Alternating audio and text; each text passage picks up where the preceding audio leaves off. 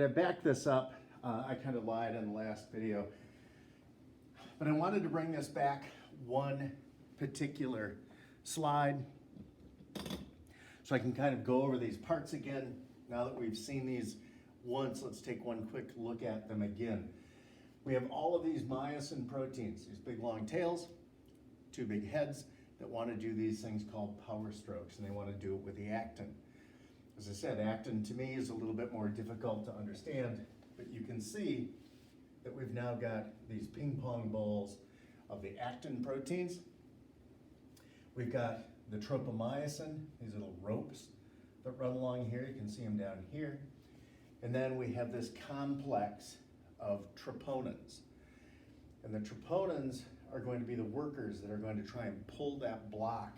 They're going to try and pull this tropomyosin out of the way of the heads over here, so what we can end up doing is binding and doing this power stroke. Here's where we left last time. You can see it still. Big heads on the myosin, actin ping pong balls, roped by tropomyosin with these little troponin complexes right here. And I had tried to do an iffy drawing over here so you could see how they're all kind of interconnected in a cross section. Now take a look at the organization. That's one of the things that I've been kind of harping on. It's very, very organized. It's very, very ordered. You can see, yep, there are the thin filaments, there are the thick filaments, there are the various stereotypical heads, and you can see the little blocks right there and the little complexes right here. This is what's often called one contractile unit. This is where the contraction is going to happen. And there's a lot of anatomy. I will pretty much guarantee on the next exam, when we cover muscle physiology, you will see numerous references to the sarcomere. And actually, it probably wouldn't be a bad one to know how to draw. I'm just spitballing out there. So let's start in the middle. Our sarcomere goes from what's called a Z disc to a Z disc. The Z disc is connected to each one of the thin filaments. We see the same thing over here. But this brings up the question, well, what are the springs? Why do we have little bed springs in here? What are they? They're called titin, T-I-T-I-N. And they're elastic. They're just what they look like. So if these things get pulled away from each other, it's going to spring it right back in towards each other. So remember, muscle doesn't just have the ability to contract and get shorter, but it can also expand back out into its original shape. Now let's start in the middle of this thing. It's what's called the M line or the middle line, right down the middle of all of these thick filaments. Now as we work our way out, there are essentially two things that we can see next. One is the width of the thick filaments, and that's what's called the A band. That won't change. The thickness or the width will always be the thickness or the width of the individual thick filaments. Well, now we have the H zone, and the H zone is going to be one of the most important. This is going to be the one that's going to change. As contraction takes place and the thin filaments move past the thick filaments, our H zone is going to shrink. Now, once we've stopped the impulse and there's no more contraction, the H zone is going to respond back to its original shape. So the H zone is really the thing you want to watch. This is the variable here. The I band is going to flank the Z disc, but it does not include the smooth filaments on each side.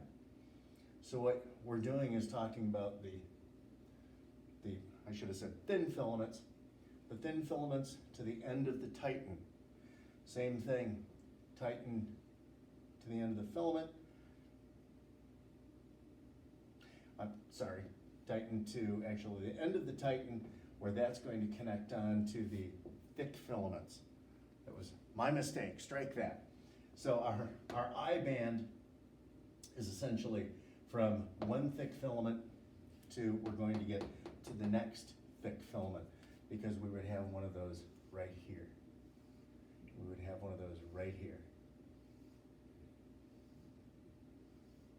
So those are my green, my rough looking green myosins. This is it. This is the sarcomere. Now what we have to be able to do is put this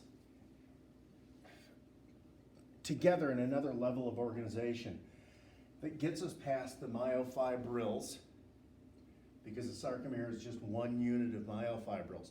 I might have been able to draw it 15 times across the board, and that would be considered one myofibril. A fibril, a myofibril is not the cell. We've yet to get to the cell, so let's kind of approach that and then we'll take another break. Here's the deal with the cell. Clean that up a bit. Now we're to myofiber, and what this doesn't show you, see if I went another slide, no, I didn't. What this doesn't show you is all of the nuclei. And so remember, it's multinucleate, so there should be nuclei that are included in here, but I don't think they wanted to waste their time. They wanted to get down to the real business portion of this. Last thing we talked about, sarcomeres. Here's a sarcomere from here to here. They haven't gone into the details on M lines and Z lines and things like that, but you know what's in here. And here's another one, and here's another one, and another, and another, and another.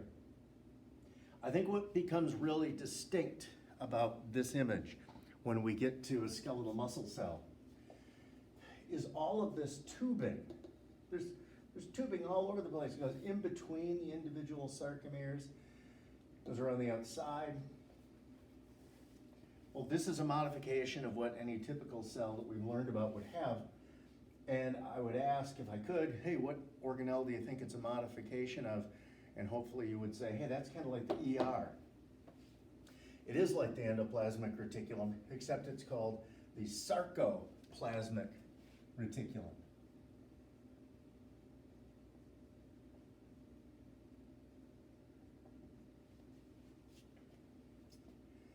Now the sarcoplasmic reticulum, it doesn't have all those functions that we looked at with the endoplasmic reticulum. But what it's going to do is it's going to store calcium. And you might wonder, well, why calcium? Or maybe you hopefully wonder, hey, wait a minute, I just heard about calcium a little bit ago. Yeah, calcium is your trigger.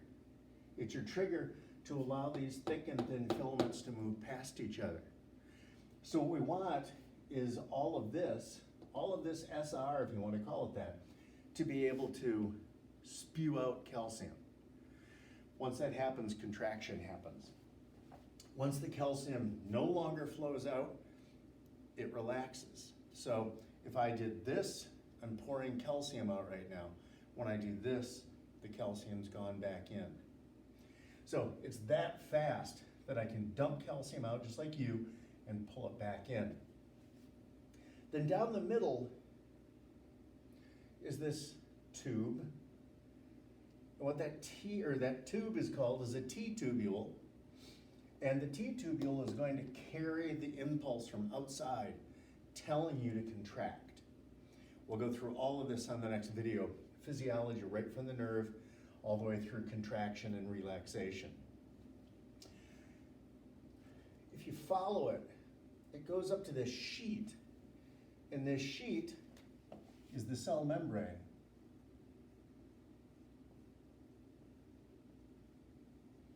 And it's referred to as the sarcolemma. Now everything you know about a phospholipid bilayer, intermittent proteins, it all applies. But just because now we're dealing with a muscle cell, we changed up, call it a sarcolemma. You already know about it. Structurally, you got this down. So here we've got a myofibril. Here we've got a myofiber, the cell. And then our little myofilaments are our actins and our myosins. So now we're at the point where we have to step back and go, okay, the anatomy, we've pretty much worked our way through. Now let's take a look. How does this whole thing work to contract? How does this whole thing work to relax? So we'll do that in the next video. If you have any questions, let me know.